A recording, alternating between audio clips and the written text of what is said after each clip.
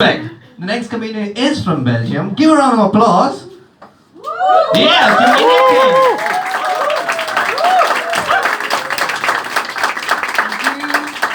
Hi. Are you doing well? Yeah. Well, I am from Belgium, but I have to disappoint the Frenchies. I am Flemish.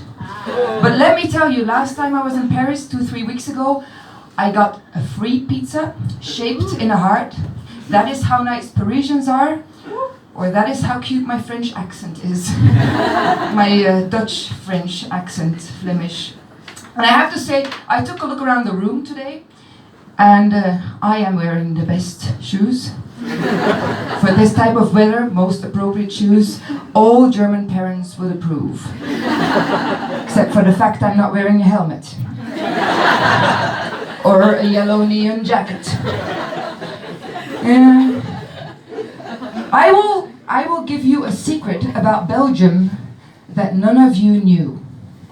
But if someone did know, you may tell me afterwards. But let me tell you this. Belgium has the most music festivals pro capita, that's fancy Latin for per person, in the world.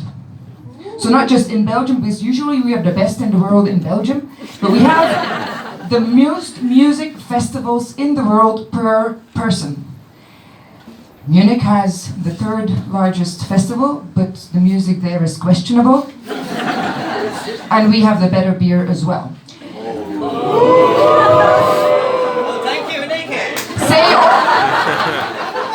Say all Germans who ever come to Belgium. So, now, there is some fun to be had in Munich as well. You know, this weekend, Ramstein was in town. Ramstein. And because they sold out within 10 minutes, they actually had 2 concerts, Saturday night and Sunday night. Any one of you went? Yes.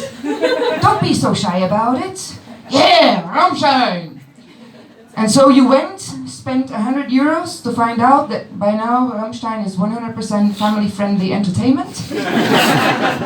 I kid you not. We had lunch yesterday. There were like 6 or 7 guys wearing matching Ramstein t-shirts and a matching haircut. You know the kind. 20-year-old BWL students in Munich, Hitlerjugend undercut, with a parting straighter than a white conservatist Texan. Yeah. And they were getting prepared to go to Ramstein.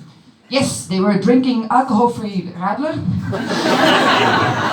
And they were handing around the Oraprax earplugs. Because obviously you wouldn't want to go to a concert and actually hear something, would you? Huh?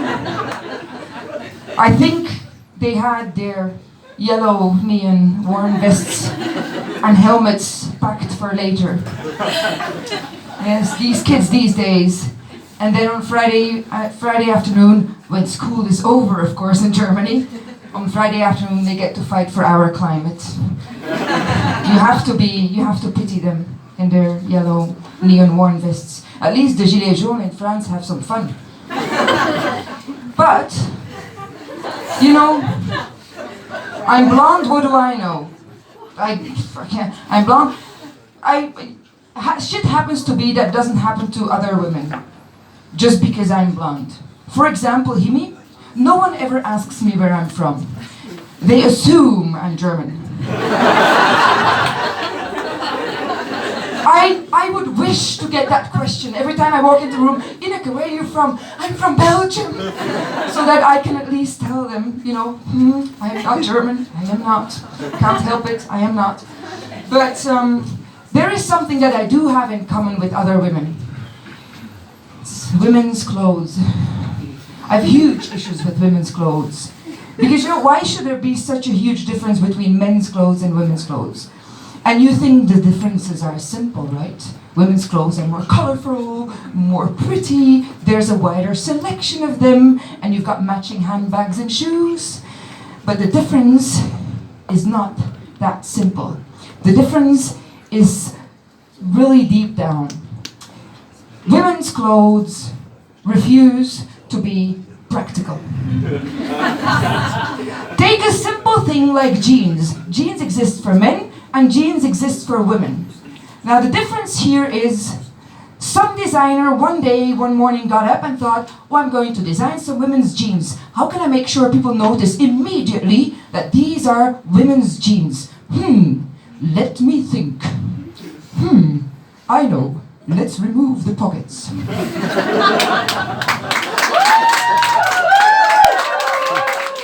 Ladies know. And then we have very practical clothing that come in weird shapes and sizes and then have frills. For example, a sweater who is longer in the back than at the front. Or something where you have to tie a bow in the back.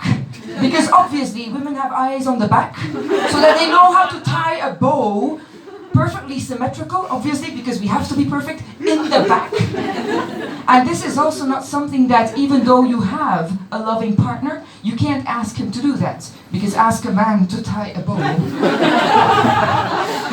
And men. Only the men can answer now. Have you ever been in a situation where you went to the bathroom and you were actually afraid that some part of your clothing would accidentally hang in the toilet? Did this ever happen to you? Did the thought ever cross your mind? Now to the ladies. Has this happened to you? I don't get it. And then we have these wonderful constructions, bras.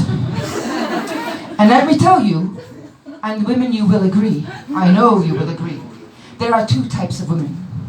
Those who tie the bra in front and turn it around to snuggle into it, and those who tie it in the back. Now, I am no circus artist. My arms are no longer than the average, so I used to tie in front as well. Until one hot day.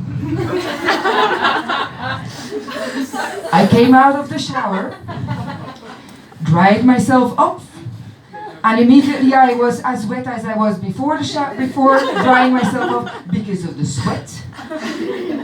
Bravely, I've tried to put on my bra. So I'm tying it in the front. That part worked. The thing was in the back. Put your one arm in. Remember, I am very sweaty. The bra is very glitchy, fine, lacy thingy. French, probably. I like French bras.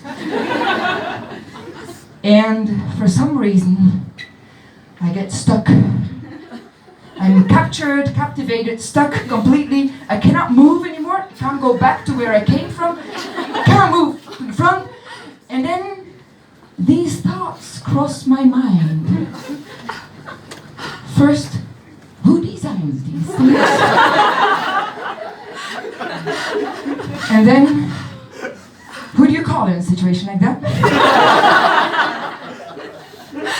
Fire department? You guys were great, all the Germans included, especially the